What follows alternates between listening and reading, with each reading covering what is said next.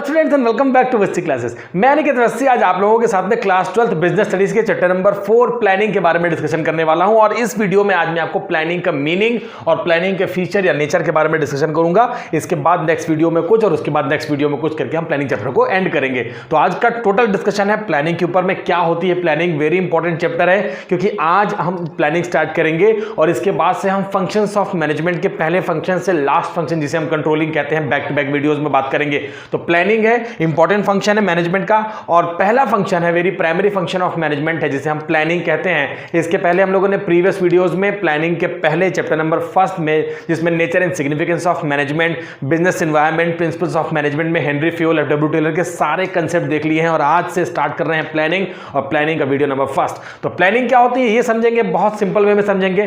Bookish language में जाते हैं तो बहुत टेक्निकल लैंग्वेज लिखी है, मैं आपको एकदम आसान शब्दों में बताऊंगा कि प्लानिंग का एक्चुअल मतलब क्या होता है और उसके बाद में बैक टू बैक आपको 7 फीचर्स या नेचर आपको प्लानिंग के यहां पर बताऊंगा। तो प्लानिंग की बात करते हैं। प्लानिंग का मतलब होता है कि आपको किसी भी काम को करना है जो कि आप फ्यूचर में करने वाले हैं, उस काम के लिए अभी से जुगाड़ करना शुरू कर दो भैया। उसके लिए अभी से कुछ ना कुछ दिमाग में सोचना शुरू कर दो और सोचते सोचते ऐसी ऐसी चीजों को सोच लो जो उस काम को करने के लिए बहुत ज्यादा जरूरी होंगी। एक छोटा सा एग्जांपल, अगर आप घर में किसी को डिनर पर बुलाते हैं तो यह बात पक्की है कि आप जो नॉर्मल कोर्स ऑफ एक्शन में घर में खाना बना रहे हैं, वो खाना आप डिनर में अगर किसी स्पेशल गेस्ट को आपने बुलाया है तो वो नहीं बनाएंगे। उसके खाने का मेन्यू क्या होगा, वो कितने बजे खाना खाने या डिनर करने आएगा, उसको हम किस तरीके से क्रिएटिव वे में वहां पे डिनर सर्व करेंगे, क्या क्या डिशेस बनाएंगे, उसके लिए रिसोर्सेज हमारे घर में अवेलेबल है कि नहीं है। अगर नहीं है तो मार्केट से हमें लाना होगा, मार्केट कौन जाएगा, कौन लेकर आएगा, कितना खर्च होगा, बहुत सारी चीजें हैं। इसी को हम कहते हैं प्लानिंग। लेकिन क्योंकि हम पढ़ रहे हैं यहां पर बिजनेस स्टडीज, तो हमें जो भी प्लानिंग करनी है वो बिजनेस एक्टिविटीज के बारे में पढ़नी है। इसका ये मतलब बिल्कुल भी नहीं है कि प्लानिंग सिर्फ बिजनेस एक्टिविटीज के बारे में होती है।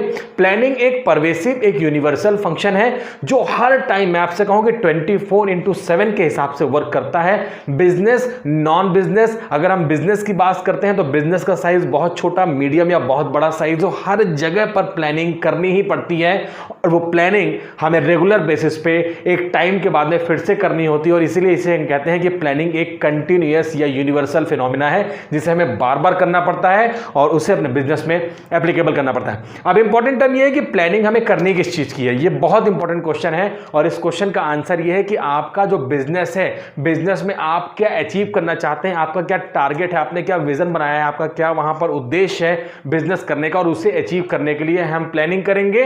प्लानिंग बहुत सारे टाइप्स की होती है, कई बार हम लॉन्ग टर्म प्लानिंग करते हैं, कई बार हम शॉर्ट टर्म प्लानिंग करते हैं। तो लॉन्ग टर्म और शॉर्ट टर्म प्लानिंग में हमें बहुत सारी चीजों का ध्यान रखना पड़ता है। और प्लानिंग हम लोगों ने लेवल्स ऑफ मैनेजमेंट जो चैप्टर पढ़ा था उसमें हम लोगों ने देखा था कि प्लानिंग जो क्रूशियल प्लानिंग होती है, जो बहुत सोफिस्टिकेटेड, जो बहुत इंपॉर्टेंट प्लानिंग होती है, वो करता है टॉप लेवल मैनेजमेंट। क्योंकि लेवल ऑफ मैनेजमेंट में जो मैनेजमेंट का टियर है वो हमने 3 टियर सिस्टम मैनेजमेंट देखा है कि टॉप लेवल मैनेजमेंट होता है जो ऑल ओवर बिजनेस के बारे में प्लानिंग करता है, इंपॉर्टेंट डिसीजन लेता है, डिसीजन को लेने के बाद में उसे फ्लो करता है, मिडिल और लोअर लेवल के थ्रू इंफॉर्मेशन नीचे पहुंच जाती है। लेकिन अगर मैं बात करूं कि प्लानिंग सिर्फ यहां पर टॉप लेवल मैनेजमेंट का काम नहीं है, मिडिल और लोअर लेवल मैनेजमेंट के पर्संस को, मैनेजर्स को, एम्प्लॉयज को भी प्लानिंग करनी पड़ती है। तो यह भी गलत नहीं होगा, हम जैसे से प्लानिंग चैप्टर को पढ़ते जाएंगे ये सारी चीजें आप लोगों की क्लियर होती जाएंगी। अब हम बात करेंगे प्लानिंग, एक टेक्निकल डेफिनेशन लिखी है इसके बारे में। मैं आपसे जब प्लानिंग के बारे में और ज्यादा बात कर लूंगा खोलकर तो उसके बाद हम इस टेक्निकल डेफिनेशन के बारे में भी जानेंगे। प्लानिंग एक उसका सिंपल मतलब है कि what to do, how to do, where to do, whom to do and who's to be done. Planning कौन करेगा, कब करेगा, कैसे करेगा, कहां करेगा, ये सारी चीजें हमारे प्लानिंग का पार्ट होती हैं। और प्लानिंग के बारे में एक कोटेशन में पढ़ देना चाहता हूं कि planning bridges the gap between where we are today and where we want to reach. अभी हम कहां हैं और हम कहां जाना चाहते हैं, इसे हम कहते हैं प्लानिंग। तो प्लानिंग एक गैप को मेंटेन करने में हमारी बहुत ज्यादा हेल्प करता है और वो जो गैप है वो यही गैप है कि मैं अभी खड़े होकर आपसे बात कर रहा हूं कि मैं क्या करना चाहता हूं और जब मैं उस टारगेट को अचीव कर लेता हूं तो मेरा प्लानिंग फंक्शन वहां पर उस पर्टिकुलर वर्क के लिए एंड हो जाता है। एक बहुत इंटरेस्टिंग एग्जांपल आपको देता हूं। मान लेते हैं कि हम 1000 यूनिट ऑफ कंप्यूटर की मैन्युफैक्चरिंग करना चाहते हैं। ये हम एज्यूम कर लेते हैं कि भाई हम 1000 कंप्यूटर का मैन्युफैक्चरिंग करना चाहते हैं और यही हमारा कंप्यूटर जो हम बना रहे हैं। मैंने आपसे कहा कि प्लानिंग किसी वर्क को करने के लिए होगी, हमारा कोई ऑब्जेक्ट होगा, हमारा कोई उद्देश्य होगा, कोई एम होगा जिसे हम अचीव करना चाहते हैं, उसके लिए हम प्लानिंग कर रहे हैं। यहां पर हमारा ऑब्जेक्ट है 1000 यूनिट ऑफ कंप्यूटर की मैन्युफैक्चरिंग करना और इसके लिए फैक्ट्री सेटअप करना। अब एक बहुत अच्छा विजन है, आप इसको समझने की कोशिश करिए। ये हम बात करते हैं कि मैं और आप, हम दोनों ही मैनेजर हैं और हम दोनों ही एक ऐसे जंगली एरिया में, फॉरेस्ट एरिया में खड़े होकर इस बारे में बात कर रहे हैं और आप और मैंने अपने हाथ में नोटबुक ले रखी है और हम नोट कर रहे हैं कि भाई चलो इस एरिया में अपन एक फैक्ट्री बनाएंगे, उस फैक्ट्री में अपन पूरे सेटअप करेंगे और उस फैक्ट्री में हम मैन्युफैक्चरिंग करेंगे 1000 यूनिट ऑफ कंप्यूटर का एक साल में। मतलब कि हमारा विजन बहुत क्लियर है कि हम एक कंप्यूटर मैन्युफैक्चरिंग की फैक्ट्री बिजनेस स्टार्ट करने वाले हैं और उसमें हर साल हमारा टारगेट रहेगा 1000 यूनिट ऑफ कंप्यूटर की मैन्युफैक्चरिंग करना। क्वेश्चन बहुत सारे निकलेंगे, आपको धीरे धीरे समझना है। अब इंपॉर्टेंट टर्म ये है कि आपका एक पॉइंट तो डिसाइड हो गया, जो आप एंड पॉइंट है, जिसे हम कहते हैं कि हमारा ऑब्जेक्ट है। लेकिन इंटरेस्टिंग फैक्ट देखिए, मैंने आपसे कहा कि इस बात को हम कर रहे हैं एक ऐसे एरिया में खड़े होकर जो ऑलमोस्ट अभी फॉरेस्ट एरिया, जंगली एरिया है, जिस जगह पे आप फैक्ट्री सेटअप करने का सोच रहे हैं मतलब कि आप प्लानिंग कर रहे हैं। और यही है प्लानिंग की स्पेशलिटी कि अब इसके बारे में अगर आपको इंपॉर्टेंट टर्म समझूं और एक छोटा सा डायग्राम बनाऊं कि अभी हम खड़े हैं यहां पर, जहां पे अभी हम फैक्ट्री का सेटअप करेंगे और हम यहां पर बात करते हैं कि हम at the end of year 1000 unit of computer बनाकर बेचेंगे। तो अगर अल्टीमेटली आप देखते हैं तो वेरी स्टार्टिंग में खड़े होकर हम वेरी एंड रिजल्ट्स के बारे में सोचना स्टार्ट करते हैं। अभी तो हमने फैक्ट्री बनाने के बारे में सिर्फ सोचा है और हमने यहां तक सोच लिया कि फैक्ट्री बनेगी, उसमें सारे रिसोर्सेज अवेल होंगे, मैन पावर लगेगा, मटेरियल लगेगा। वो मटेरियल कहां से आएगा, कितने एम्प्लॉयज वर्क करेंगे, हम जो कंप्यूटर की मैन्युफैक्चरिंग करेंगे उसमें हम ऐसा क्या एलिमेंट ऐड करेंगे, ऐसा क्या एक्स्ट्रा फीचर देंगे ताकि जो कस्टमर है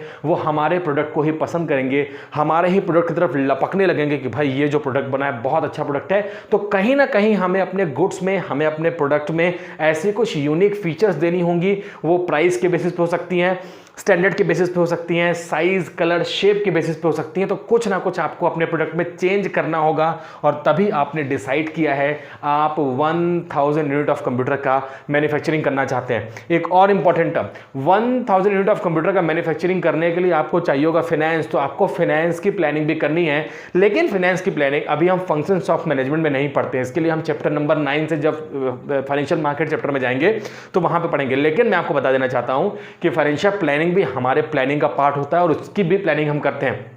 अब इंपॉर्टेंट टर्म ये है कि भाई रिसोर्सेज को अवेल करना है। हम उस जंगल में खड़े होकर सोच रहे हैं कि यहां पर हम फैक्ट्री बनाएंगे। तो एकदम स्टार्टिंग से देखते हैं, फैक्ट्री बनानी है, फैक्ट्री का डिजाइन क्या होगा, इसकी प्लानिंग, फैक्ट्री की डिजाइन कौन करेगा, कौन सा डिजाइनर होगा जो इसकी प्लानिंग करेगा, इसमें हम बिल्डिंग बनाएंगे, बिल्डिंग का शेप कैसा होगा, बिल्डिंग के अंदर हम मशीन को कैसे फिट करेंगे, वो मशीन क्या हम अपने कंट्री से लेंगे या हम फॉरेन कंट्रीज की मशीन को मंगाएंगे, उसके लिए फंड कहां से आएगा, मशीन आने के बाद में, असेंबल होने के बाद में जो गुड्स का प्रोडक्शन करना है उसके लिए रॉ मटेरियल कहां से परचेस करेंगे, वो किस क्वालिटी का होगा, वो कैसे आएगा, उसे हम कहां स्टोर करेंगे, कैसे गुड्स की मैन्युफैक्चरिंग होगी, गुड्स की मैन्युफैक्चरिंग करने के लिए हमें कितने वर्कर चाहिए होंगे, उसमें से कितने टेक्निकल होंगे, कितने नॉन टेक्निकल होंगे, कितने बहुत सोफिस्टिकेटेड जिसने हम स्पेशल नॉलेज वाले वर्कर्स कहते हैं या एम्प्लॉयज कहते हैं, इंजीनियर्स कहते हैं, वो होंगे।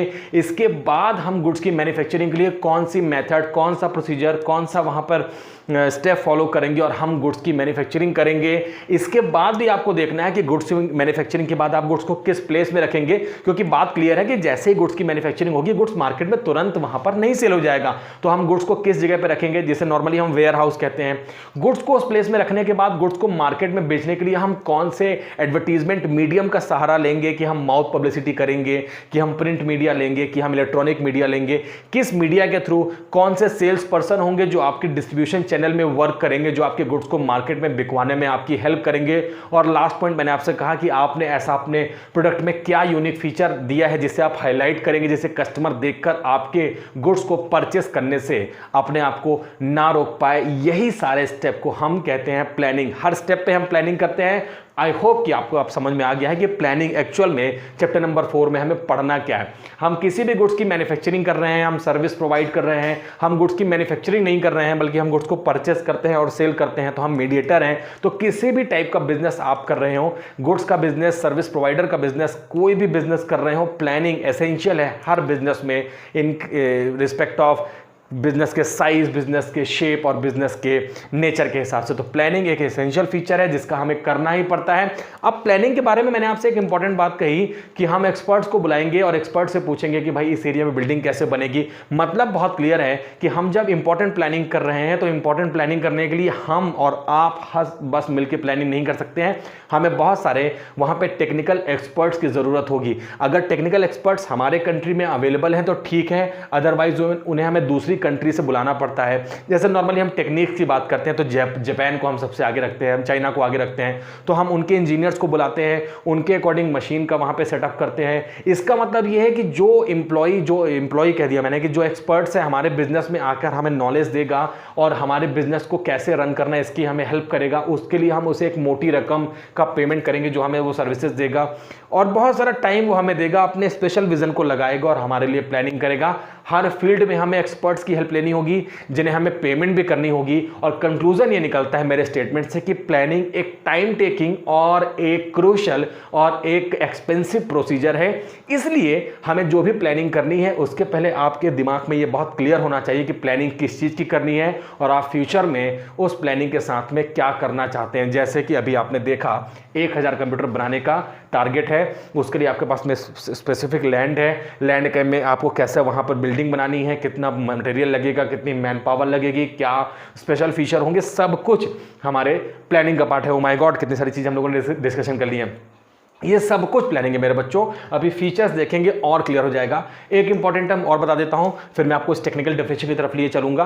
प्लानिंग करने का मतलब ये है कि हमें एक साथ में बहुत सारी प्लानिंग करनी है और हर प्लानिंग को भी कई सारे पार्ट्स में करना है। हम बहुत सारे एक्सपर्ट्स को बुलाते हैं और बहुत सारे डायमेंशन हम लेते हैं कि हम plan A, plan B, plan C, plan D और हम ऐसे करके बहुत सारे प्लान बनाते हैं कि इन केस फ्यूचर में अगर हम प्लान नंबर 1 को एग्जीक्यूशन में नहीं ला पाए, उसे हम एप्लीकेबल नहीं कर पाए, तो इमीडिएट हमारे पास प्लान नंबर 2 होगा, प्लान नंबर बी होगा, प्लान नंबर सी होगा और प्लान नंबर डी होगा। जैसी सिचुएशन हमें लगेगी उसके हिसाब से हम अपने प्लान को वहां पर एप्लीकेबल कर देंगे। तो इंपॉर्टेंट टर्म ये है प्लानिंग करने का कि हमारे पास हम बहुत सारे ऑल्टरनेटिव लेते हैं और प्लानिंग जो कि फंक्शंस ऑफ मैनेजमेंट का पहला फंक्शन है, हमें इस बात की हेल्प करता है कि आप अपने पास जितनी भी प्लानिंग की उसमें से बेस्ट ऑल्टरनेटिव को आप उस पर्टिकुलर सिचुएशन में एप्लीकेबल करेंगे और अपने बिजनेस को रन करेंगे सक्सेसफुली। ये तो हो गई प्लानिंग। नॉर्मली आप लोगों ने मूवीज देखी होंगी, उसमें ये दिखाता है कि भाई हमारे जो एनिमी होते हैं उन्हें पता चल गया हमारे प्लान के बारे में, तो हम प्लान बी एप्लीकेबल कर देते हैं। ऐसा पॉसिबल है, लेकिन इंपॉर्टेंट टर्म आपको जानना और जरूरी है कि अगर एक बार आपने किसी भी बिजनेस में किसी प्लान को एग्जीक्यूशन में ला दिया, रन में ला दिया, तो मैंने आपसे अभी कहा कि ये बहुत टाइम टेकिंग, बहुत एक्सपेंसिव और बहुत लेंदी प्रोसीजर था जिसके थ्रू हमने प्लानिंग की थी। तो आपको किसी भी प्लान को बनाने के बाद में उसको रियल एग्जीक्यूशन में लाने के पहले भी कई बार सोचना है, क्योंकि अगर एक बार आपने प्लान एप्लीकेबल कर दिया तो उस प्लान से वापस निकल पाना, मुझे नहीं लगता है या मैनेजमेंट गुरुज को नहीं लगता है कि हम उससे निकल पाएंगे। इरिवर्सिबल होता है, मतलब अगर एक बार आपने प्लानिंग के फील्ड में हाथ डाल दिया तो बहुत मुश्किल होता है कि आप उस फील्ड से बाहर आ सकें। क्योंकि अभी आपने प्लानिंग की 1000 यूनिट ऑफ कंप्यूटर बनाने की, इसके हिसाब से आपने बिल्डिंग का सेटअप किया, आपने उतनी मैन पावर लगाई, उतने मटेरियल को लगाया, उतनी टेक्निक्स को फॉलो किया। अब अचानक से आपको लगता है कि कंप्यूटर जैसे मैन्युफैक्चरिंग कंपनी जैसे ही आपने स्टार्ट की, महीने 2 महीने हो गए थे, आपको लगा कि नहीं यार मुझे तो कंप्यूटर नहीं, मुझे तो एलसीडी टीवीज बनानी थी या एयर कंडीशनर बनाना था या इलेक्ट्रॉनिक अप्लायंसेस दूसरे कुछ बनाने थे। यहां पर आपने जो प्लानिंग की थी वो सिर्फ कंप्यूटर के लिए की थी और आप प्लानिंग को चेंज करना चाहते हैं, तो यहां पर आपकी सारी प्लानिंग धरी की धरी रह जाएगी, क्योंकि आपने अपने विजन को पहले क्लियर नहीं किया था। इंपॉर्टेंट टर्म मैं आपको बता रहा हूं, पहले आपको अपने ऑब्जेक्ट को डिसाइड करना होगा कि आप क्या अचीव करना चाहते हैं, और जब आप अपने ऑब्जेक्ट को डिसाइड कर लेंगे तभी आप प्लानिंग करेंगे और इस ऑब्जेक्ट को पूरे करने के लिए ही आप प्लानिंग करते हैं। इसीलिए कहते हैं कि प्लानिंग जो है from starting to end function तक हमारे साथ में वर्क करती है। मुझे पूरा यकीन है कि अब आपको प्लानिंग का मतलब समझ में आ गया है। बुक में तो बहुत टेक्निकल लैंग्वेज में थी। अब हम प्लानिंग की एक टेक्निकल डेफिनेशन भी लिखी है, इसके बारे में भी डिस्कशन कर लेते हैं। अगर देखेंगे तो लिखा है सेटिंग ऑब्जेक्टिव्स। मैंने आपसे कह दिया कि हमने अपना ऑब्जेक्टिव सेट करना है और इस 1000 जो मैंने ये लिख दिया है 1000 यूनिट ऑफ कंप्यूटर, ये भी मैंने हवाई में नहीं लिखा है। इसके लिए भी मैंने बहुत सारे एक्सपर्ट्स की हेल्प ली कि भाई हमें कितने कंप्यूटर बनाने चाहिए, हमारी कैपेबिलिटी, हमारी इफिशिएंसी, हमारी इफेक्टिवनेस, हमारे कैलिबर के हिसाब से, हमारे फंड के रिक्वायरमेंट के हिसाब से, मैन पावर, हमारी जगह के हिसाब से, क्या हमें 1000 कंप्यूटर बनाने चाहिए थे या ज़्यादा बनाने चाहिए थे या कम बनाने चाहिए थे। इसके लिए भी हमने एक्सपर्ट्स की सलाह ली थी और उन्होंने हमें एक फिगर फाइंड आउट करके बताया था कि भाई 1000 कंप्यूटर आपके रिक्वायरमेंट के हिसाब से हमें लगता है कि आप बना सकते हैं। और अब हमें इसके पीछे पड़ जाना है कि हम सक्सेसफुली एक कंप्लीट ईयर में 1000 कंप्यूटर बनाकर मार्केट में सेल कर सकें। आपने 1000 यूनिट कंप्यूटर ऑफ मार्केट में बना के सक्सेसफुली सेल कर दिए, आपको प्रॉफिट मैक्सिमाइजेशन हो गया। प्लानिंग किसी भी चीज़ के लिए हो सकती है, वो सेल्स वॉल्यूम को बढ़ाने के लिए हो सकती है, प्रॉफिट को बढ़ाने के लिए हो सकती है, आपके जो प्रोडक्शन है उसके यूनिट को बढ़ाने के लिए हो सकती है, किसी भी चीज़ के लिए प्लानिंग कर सकते हैं। और प्लानिंग उस टारगेट को अचीव करने के बाद में एंड हो जाती है, आपको फिर उस जगह पर खड़े होकर नेक्स्ट किसी चीज़ के लिए प्लानिंग करनी पड़ती है। ये इंपॉर्टेंट बात आपके लिए ध्यान रखनी है। एक और इंपॉर्टेंट बात, आप प्लानिंग कर रहे हैं फ्यूचर के लिए, लेकिन इस प्लानिंग को करने के लिए आप अपने प्रीवियस ईयर के एक्सपीरियंस को या प्रीवियस ईयर के डेटा को, इंफॉर्मेशन को यूज करते हैं कि भाई प्रीवियस में हमसे ये गलती हो गई थी, ये गलती फ्यूचर में ना होने पाए। इस बात का ध्यान भी आप रखते हैं अपने प्लानिंग में, जो आप फ्यूचर में किसी टारगेट को अचीव करने के लिए, अपने ऑब्जेक्ट को रन करने के लिए करेंगे। तो प्रीवियस ईयर से देख के, प्रीवियस डेटा को देख के जो गलतियां हो गई थी या उसमें आपको लगता था कि इसमें और ज्यादा सुधार की, करेक्शन की जरूरत है, वो सब आप करेंगे और फ्यूचर के लिए आप करेंगे प्लानिंग। तो प्लानिंग है, हमने देख लिया सेटिंग ऑब्जेक्टिव से, जो कि मैंने आपको बता दिया कि आपको 1000 कंप्यूटर की मैन्युफैक्चरिंग करनी है। एग्जांपल 1000 कंप्यूटर, आप कुछ और दूसरा भी टारगेट यहां पे सेट कर सकते हैं for a giving time period. और टाइम पीरियड मैंने आपको बता दिया कि एक कंप्लीट ईयर में। ऐसा नहीं है कि आपने वहां पे ना तो टारगेट डिसाइड किया है ना तो टाइम डिसाइड किया है तो प्लानिंग नहीं हो रही है, वहां पे सिर्फ टाइम पास हो रहा है। प्लानिंग डिसाइड करने के लिए ऑब्जेक्ट मस्ट बी देयर, आपके पास में ऑब्जेक्ट का होना है, जो कि मेरे केस में 1000 कंप्यूटर है, 1000 कंप्यूटर। और मैंने आपसे कहा कि at the end of 1 accounting year, एक ईयर में हमें इसको बनाकर बेच देना, ये मेरा टारगेट है। और इसलिए लिखा है कि for a giving time period, जो टाइम पीरियड है उस स्पेसिफिक टाइम पीरियड में हमें प्लानिंग को करना है। Formulation various course of action, और मैंने आपसे कह दिया कि इसके लिए मुझे बहुत सारे कोर्स ऑफ एक्शन करने पड़ेंगे। वो मैंने आपको बताया कि मुझे लैंड परचेस करने से लेकर, उसके डिज़ाइन के लेकर, मटेरियल को बिल्डिंग बनाने से लेकर, रॉ मटेरियल से कंप्यूटर के लिए मशीनरी को लगाने से लेकर, मैन पावर को लेकर, बहुत सारी चीज़ें वहाँ पे मुझे करनी पड़ेंगी to achieve them and then selecting the best possible alternative. और उसके बाद इस टारगेट को अचीव करने के लिए जो मैंने बहुत सारे प्लान बनाए हैं, उसमें से कौन सा प्लान सबसे अच्छा है उसे हम पहले एग्जीक्यूट करेंगे। और इसीलिए हम कहते हैं कि बेस्ट जो हमारे पास में होगा possible alternative from the different course of action. बहुत सारे बनाए थे हमने, और उसमें से जो सबसे बेस्ट है उसी को हम वहां पर लगाएंगे और एक्शन करेंगे। प्लानिंग जो हमने की थी, अब उसे ग्राउंड रियलिटी में लाने का टाइम आ गया है और उसे एप्लीकेबल करने का टाइम आ गया है फैक्ट्री में। आई होप आपको प्लानिंग की कंप्लीट मतलब अब समझ में आ गई है कि हमें प्लानिंग में क्या करना होता है। फटाफट फीचर्स या नेचर्स के बारे में बात करते हैं। पहला फीचर लिखा हुआ है प्लानिंग कंट्रीब्यूट्स टू ऑब्जेक्टिव्स। मैंने आपसे बता दिया है कि भाई किसी भी टारगेट को अचीव करने के लिए पहले कुछ बेस होना चाहिए कि भाई किस चीज की प्लानिंग करनी है। आप पिकनिक जाने की बात करते हैं, चलो सारे फ्रेंड्स मिलके या फैमिली मेंबर्स चलते हैं पिकनिक, तो आप पहले पिकनिक स्पॉट डिसाइड करते हैं कि नहीं करते हैं? बस वही हमारा ऑब्जेक्ट है कि भाई उस पर्टिकुलर प्लेस में जाएंगे कैसे? क्या हम किसी पब्लिक कन्वेंस का सहारा लेंगे कि बस से जाएंगे कि ट्रेन से जाएंगे या खुद के व्हीकल से जाएंगे? अब खुद के व्हीकल में भी हमारे पास मोटरसाइकिल है, हमारे पास कार है, हम छोटी कैरावैन करेंगे, हम किससे जाएंगे? तो ये हम डिसाइड करेंगे। वहाँ पे हम जाके क्या क्या चीज़ें करेंगे, क्या पिकनिक में जाने के बाद हम वहाँ पे खाना बनाएंगे या खाना हम घर से बना के ले जाएंगे या बीच में किसी रेस्टोरेंट में खाना खाएंगे, सब चीज़ें हम करते हैं और ऑब्जेक्ट हमारा विजन क्लियर होता है। इसलिए लिखा है planning contributes to objectives. Object होना चाहिए कि आप उसे अचीव करना चाहते हैं।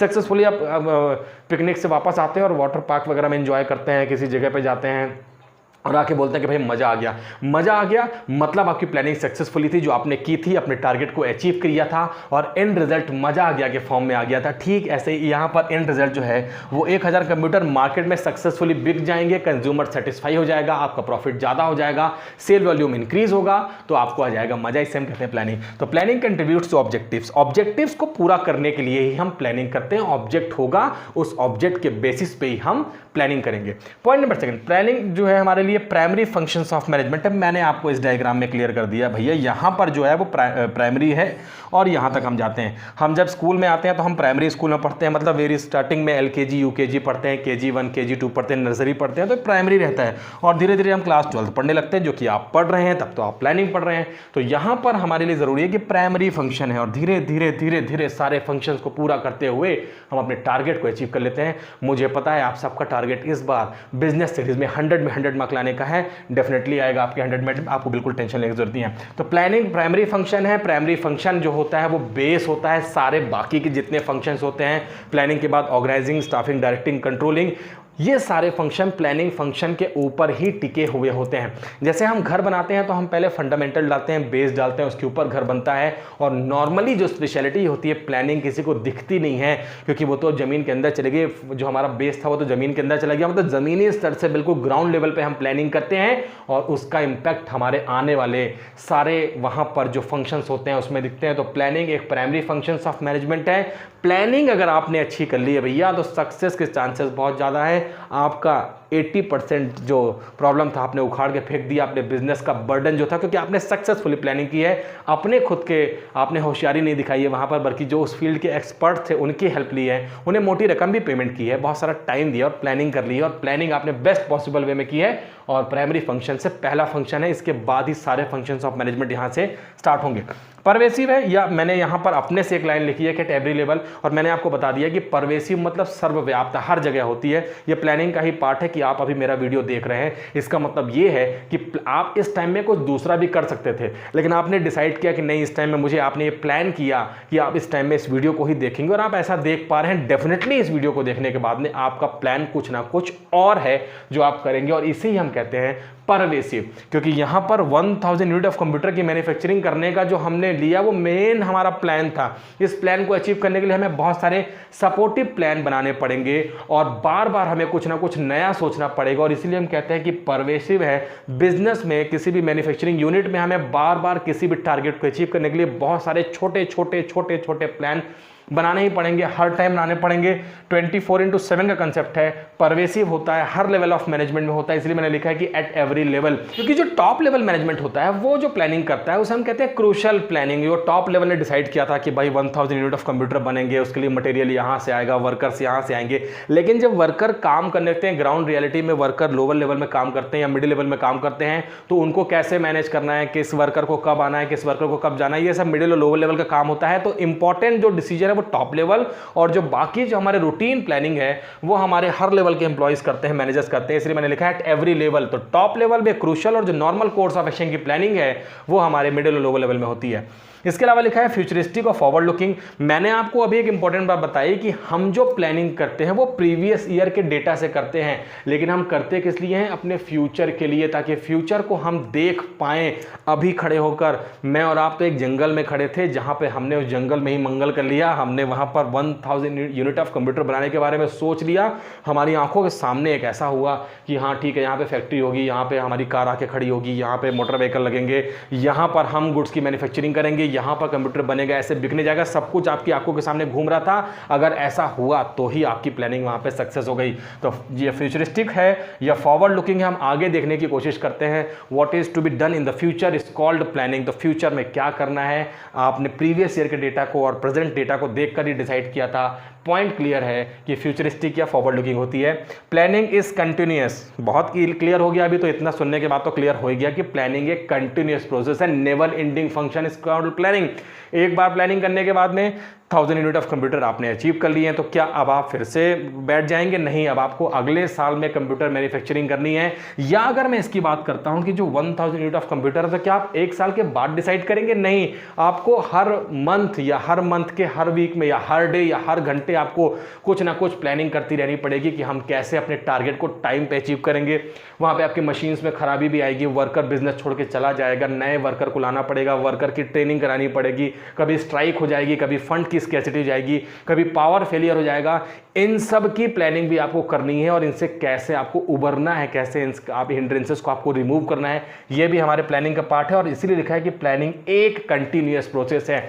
एक टारगेट अचीव होने के बाद में आप किसी नए टारगेट की तरफ मूव करते हैं, क्योंकि बिजनेस आपका लगातार चलता है। और हमने देखा था कि जब मैनेजमेंट ये कंटिन्यूअस प्रोसेस है, तो मैनेजमेंट का एक पार्ट ही है प्लानिंग, और वो कंटिन्यूअस प्रोसेस होगा ही होगा, इसका ध्यान आपको रखना है। Planning is involve decision making. Clear है भाई, डिसीजन मेकिंग है कि हमें क्या करना है, क्या नहीं करना है, what is to be done, who is to be done, where is to be done, ये सारे काम हम प्लानिंग के अकॉर्डिंग ही करते हैं। डिसीजन मेकिंग हम कर पाएंगे, क्या करना है, क्या नहीं करना है, कौन सा काम सही है, कौन सा काम गलत है, ये सब कुछ पॉसिबल हो पाएगा मैनेजर्स के लिए। टॉप लेवल, मिडिल लेवल और लोअर लेवल, जिसे हम सुपरवाइजरी लेवल कहते हैं, हर कोई डिसीजन ले पाएगा अगर प्लानिंग सही तरीके से हुई है। भाई सही तरीके से प्लानिंग हो गई और आपको पता है कि अब हमें रॉ मटेरियल इस पर्टिकुलर वेंडर से परचेस करने हैं, हमारे कंप्यूटर कंप्यूटर का साइज और शेप ऐसा होगा तो आप डिसीजन आसानी से ले पाएंगे, क्योंकि आपने सब कुछ प्लानिंग में कर लिया है। और लास्ट है planning is a mental exercise.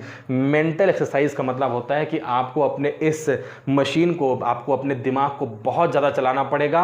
और इसीलिए मैं आपसे कहता हूं कि सारा ही दिमाग हम अकेले नहीं चलाते हैं, हम बहुत सारे लोगों को इन्वॉल्व करते हैं जो एक्सपर्ट्स होते हैं, उनकी एक्सपर्टीज को यूज़ करते हैं और एक सॉलिड प्लानिंग करते हैं। बहुत सारे एक्सपर्ट्स को मिलाने के बाद में जब सब अपने अपने व्यूज़ रखते हैं, मेंटल एक्सरसाइज करते हैं, क्योंकि हमारे पास अभी होता कुछ नहीं है, हम तो सिर्फ आमने सामने बैठ के अपने व्यूज़ डिस्कस करते हैं, एक पेन पेपर लेते हैं, उसमें डिज़ाइन बनाते हैं, डायग्राम बनाते हैं और उसके बाद उसे ग्राउंड रियलिटी में अपने अगले फंक्शन हम जो पढ़ेंगे वो ऑर्गेनाइजिंग, स्टाफिंग, डायरेक्टिंग, कंट्रोलिंग है, तो उसमें हम देखेंगे कि कैसे पेपर वर्क से हम रियल वर्क की तरफ मूव कर जाते हैं। जो हमने सोचा था उसे हम रियलिटी में कर पाते हैं, अपने टारगेट को अचीव कर पाते हैं। और ये पॉसिबल होता है क्योंकि हम वहां पर मेंटल एक क्रूशियल वर्क कर रहे होते हैं और प्लानिंग कर रहे होते हैं। और अगर एक बार प्लानिंग सक्सेसफुल हो गई ना, तो हमें कोई नहीं रोक सकता सक्सेस को अचीव करने में, हमें कोई नहीं रोक सकता इस टारगेट को अचीव करने में, अपने गोल को अचीव करने में। अल्टीमेटली मैनेजमेंट का एम जो होता है वो होता है to achieve organisational goal with effective and efficient way. तो बहुत आसान है, ये प्लानिंग के फीचर्स हैं, प्लानिंग का मतलब मैंने आपको बता दिया। नेक्स्ट वीडियो में मैं आपके साथ फिर से मिलूंगा जिसमें मैं प्लानिंग के मेरिट्स और डिमेरिट्स आप लोगों के साथ में डेफिनेटली डिस्कशन करूंगा। इस वीडियो को देखते रहिए, फिर से मिलते हैं।